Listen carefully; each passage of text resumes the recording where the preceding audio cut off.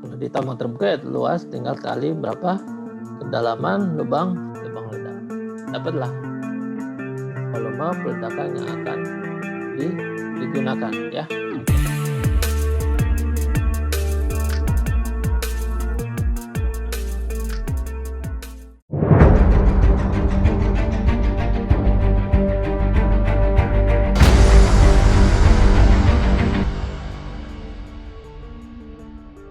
Area peledakan. Nah, area peledakan kita harus tentukan area peledakannya berapa luas sih area peledakan yang mau kita ledakan ya, baik di tambang terbuka maupun di tambang bawah tanah ya. Kalau tambang terbuka kan berarti ya rumus luas ini aja lah, lebar kali panjang kan. Nah, itu kan. Ya. Kalau di tambang bawah tanah tinggal bentuk bukanya seperti apa kan, bentuk ininya mau bentuk kapal kuda kah, bentuk apa itu nanti tinggal luasnya itu aja yang kita hitung kan. Jadi kenapa area peledakan perlu ditentukan ya, untuk menghitung nanti volume peledakan, berapa sih volume peledakan yang akan kita hasilkan kan. Oke, ini kalau di tambang terbuka kan bentuknya seperti ini kira-kira kan, tinggal kali berapa panjangnya, apa lebarnya kan, tinggal dikalikan. Nah, ini yang untuk tambang bawah tanah, misalnya bentuk bukanya seperti ini kan, bentuk bukanya seperti ini ya. Nah, bagaimana cara mencari luasnya? Misalnya bentuknya seperti ini ya, kita dekati aja. Misalnya kita bagi 2 misalnya. Ya, kita bagi 2 misalnya ini. Nah, jadi ada 2 luas kan, satu luas persegi panjang ya. Kita misalnya bikin nih luas 1, ini luas 2 ya. Ini pakai mouse ya. Jadi tinggal hitung aja. Luas 1 gampang kan, tinggal 4 kali 2 setengah kan. Kalau luas 2 berarti ini luas setengah lingkaran kan, dengan jari-jari 2 meter kan. Aja kan, kuadrat dibagi 2 kan, dikali 2 kuadrat bagi 2, dapatlah. Jadi luas totalnya luas 1 ditambah luas 2. Jadi inilah luas area peledakan untuk tambang bawah tanah. Nah, volumenya berapa? Ya tinggal dikali berapa kemajuannya. Kalau di tambang bawah tanah kan kemajuannya kan ke depan kan gitu, atau ke atas kan gitu. Berapa kemajuannya?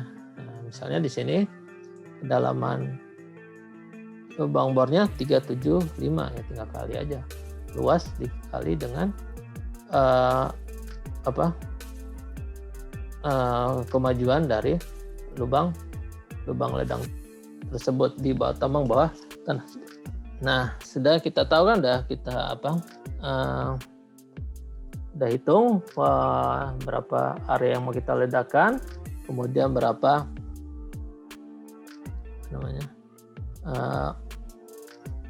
geometri yang mau kita gunakan. Nah, sudah. Sekarang kita mau melaksanakan, kita mau eksekusi kan, kita mau melakukan peledakan. Nah, sebelum kita melakukan peledakan, kita lakukan persiapan dulu. Nah, pertama kita lakukan persiapan kalau kita di tambang bawah tanah ya, bawah tanah. Nah, ini persiapannya. Tujuannya di peledakan tambang tanah ini ya, pembuatan jalan masuk, pembuatan jalur ventilasi tambang atau penghubung antar level, penghubung antar crosscut, drift, adit, dan terakhir untuk peledakan produksi ya. Ini siklusnya untuk persiapan di tambang bawah tanah ya. Kita pertama kita melakukan pengeboran lubang ledak. Kita bor dulu, kemudian habis dibor diisi charging, kemudian charging dengan dirangkai, kemudian diledakkan. Nah, di tambang bawah tanah harus diperhatikan ventilasi ya, ventilasi karena di bawah tanah kan tertutup ya, kita harus perhatikan ventilasi. Di mana jalur udara bersih, di mana jalur udara kotor kan, itu jangan sampai kita pertama harus cukup nggak ventilasi untuk membuang gas-gas hasil peledakan atau debu-debu hasil peledakan, harus cukup nanti untuk ventilasinya ya. Kemudian kita jangan berlindung di arah udara kotor kan gitu.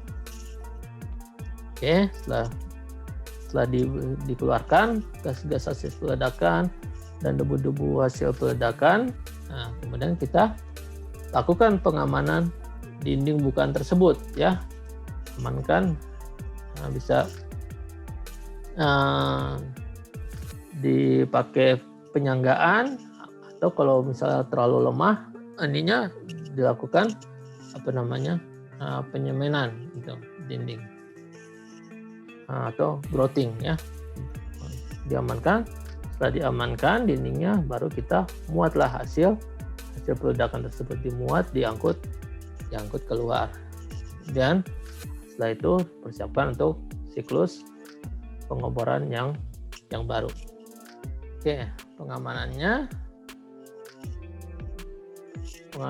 ini peledakan pada tambang bawah tanah. Nah, pertama sebelum ini kita lakukan pembersihan ya. Jadi kita bersihkan dari batu-batu yang menggantung yang potensi jatuh kan. Karena kita kan berada di tambang bawah tanah kan, ada batu-batu menggantung. Nah, kita jatuhkan batu-batu yang potensi yang sudah tidak potensi jatuh lah gitu. Nah, kita pukul-pukul, itu namanya kita lakukan scaling.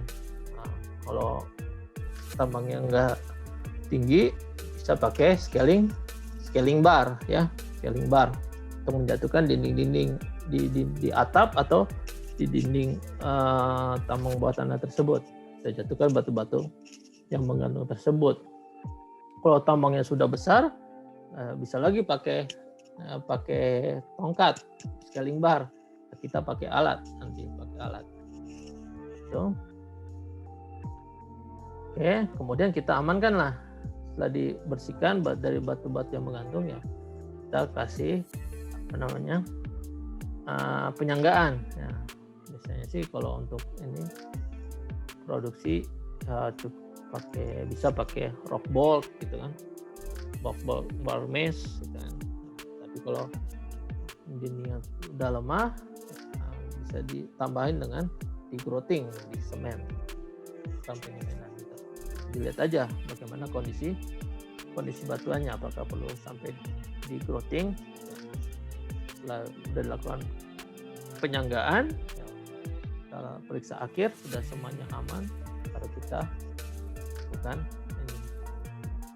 peledakan.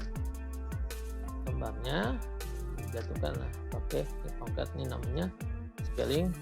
Nah, kita jatuhkanlah batu-batu menggantung di atap, di dinding sini kita. Atau kalau udah tinggi ya ini pakai alat ini namanya fletcher, ini articulated scaling vehicle, pakai alat seperti ini. Oke, kemudian nah ini untuk menandai titik-titik di tambang bawah tanah kan. Misalnya ini lubang bukanya seperti ini. Nah, kita mau menandai titik-titik lubang ledaknya untuk dilakukan pengeboran ya, pengeboran. Ini sih metode dulu ini dipakai proyektor ini, Jadi tentukan dua titik